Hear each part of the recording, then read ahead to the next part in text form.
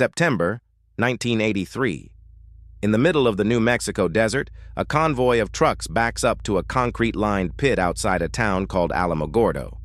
Workers crush the cargo first, then dump it. Cartridge after cartridge, hundreds of thousands of them, games nobody wanted, poured into the ground like garbage, because it is garbage.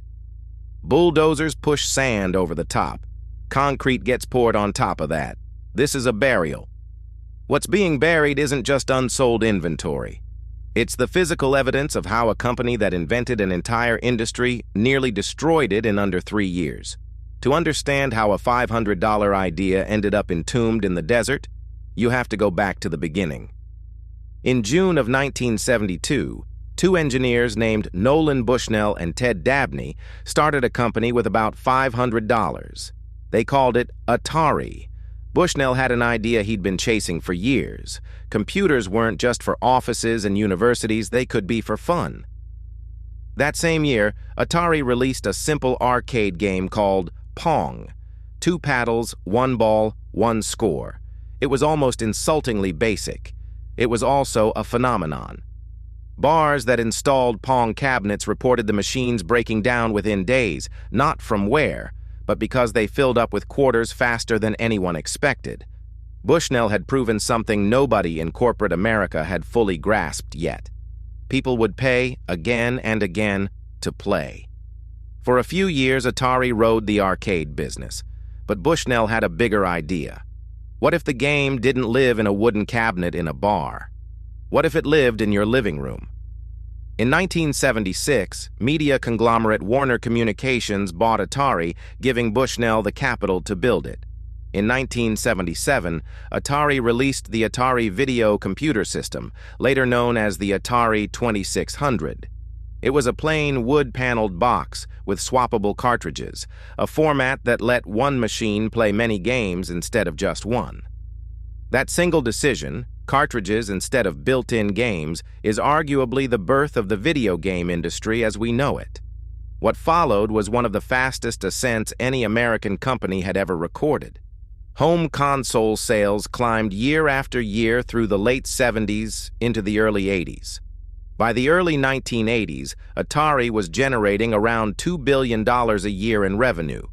At the time, that made it the fastest-growing company in the history of the United States, a title that sounds almost quaint now but stunned Wall Street then.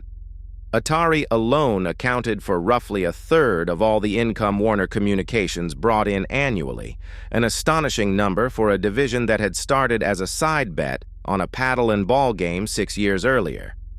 The cultural footprint matched the financial one. Atari joysticks were in millions of homes.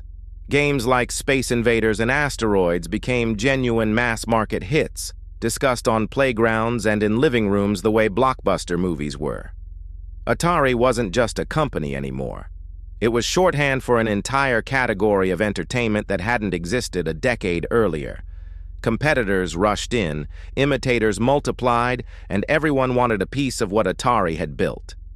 For a moment, it looked unstoppable, a $500 idea that had become one of the great American business stories, a company that had, essentially, invented the way an entire generation would play. Success like that breeds a particular kind of blindness. By the early 1980s, everyone could see that home video games were the fastest-growing form of entertainment in the country, so everyone piled in. Toy companies, electronics firms, film studios, all racing to get a console or a cartridge onto shelves before the window closed. Atari, the company that had created this market, now had to defend it against a flood of competitors making their own consoles, and worse, their own cartridges for Atari's own hardware. The cartridge format that had made the 2600 revolutionary now became its vulnerability. Because cartridges were just plastic shells with a chip inside, and because Atari hadn't locked down who could manufacture them, outside companies began making games for the Atari system without Atari's involvement or approval. Anyone with some capital could publish a game. Quality control, which barely existed to begin with, evaporated. Store shelves filled up with titles that were rushed, broken, or barely playable. sitting right next to Atari's own output in the same plastic boxes with the same price tags. To a customer standing in a store, there was no way to tell a great game from a terrible one until you'd already bought it and gone home. Inside Atari, the pressure to keep growing pushed executives toward decisions that looked reasonable on a spreadsheet and reckless in hindsight.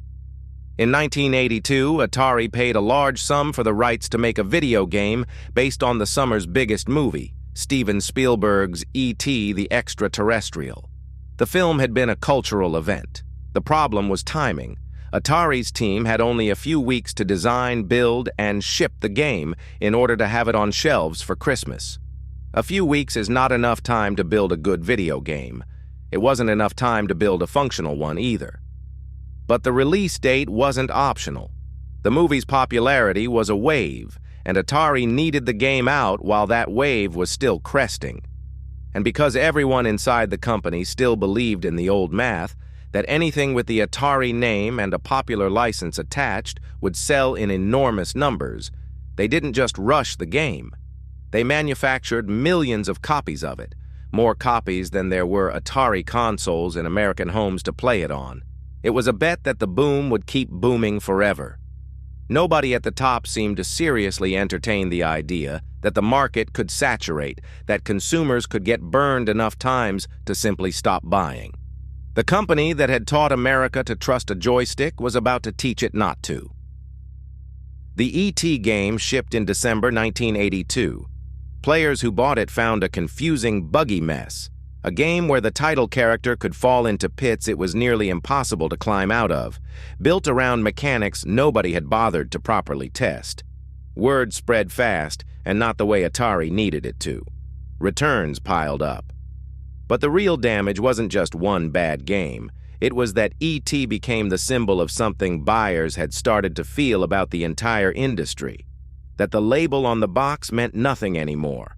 That a recognizable name could hide something worthless inside. That suspicion, multiplied across hundreds of rushed titles from dozens of publishers, curdled into something an industry can't survive. Consumers simply stopped trusting the product category. Parents stopped buying consoles for Christmas. Kids stopped asking for cartridges. Retailers, sitting on unsold inventory, stopped ordering more. The numbers cratered with a speed that still stuns economists who study it. The North American video game industry had been generating around $3.2 billion a year in 1983. By 1985, that number had collapsed to around $100 million, a drop of nearly 97% in 2 years. It wasn't a slowdown, it was an extinction event. Atari absorbed the worst of it, because Atari was the industry's face. In 1983 alone, the company reported roughly $536 million in losses, a staggering reversal for a business that had recently been the fastest growing in American history. Warehouses across the country were stacked with cartridges nobody wanted, games that had cost real money to manufacture and were now worth less than the plastic they were molded from. Something had to be done with all of it, and in September 1983, Atari's answer was blunt and physical. Trucks carrying hundreds of thousands of unsold cartridges, E.T. among them, drove out to a landfill in Alamogordo, New Mexico. The cartridges were crushed, dumped into a pit, and buried under concrete and sand. For years afterward, the burial was treated almost as urban legend, a story too on the nose to be true. It was true. It remains one of the strangest and most literal images in corporate history, a company burying the evidence of its own failure in the desert.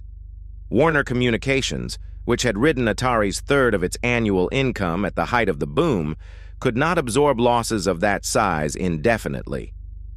In 1984, Warner broke the company apart, selling Atari's home computer and console division to Jack Tramiel, the founder of rival company Commodore.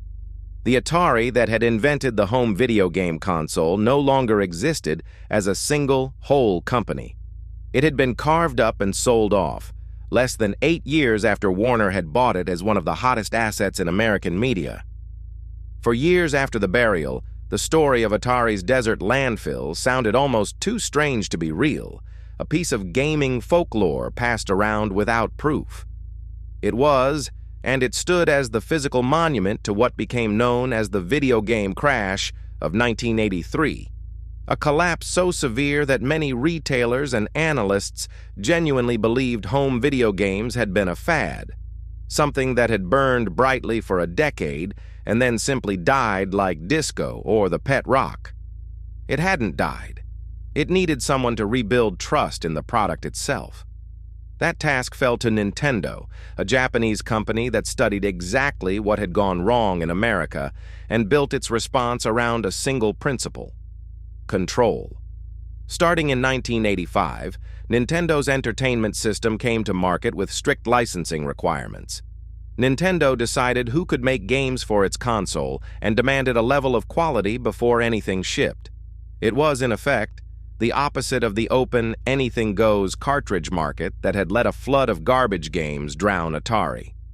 The strategy worked. Nintendo didn't just release a new console, it revived an entire industry that America had already started writing an obituary for. Atari itself limped on in various forms for years, sold, resold, and restructured. Never again the singular force it had been at its peak. Nolan Bushnell had already left the company years before the crash, going on to found other ventures, watching from a distance as the company he'd started with $500 became a cautionary tale taught in business schools.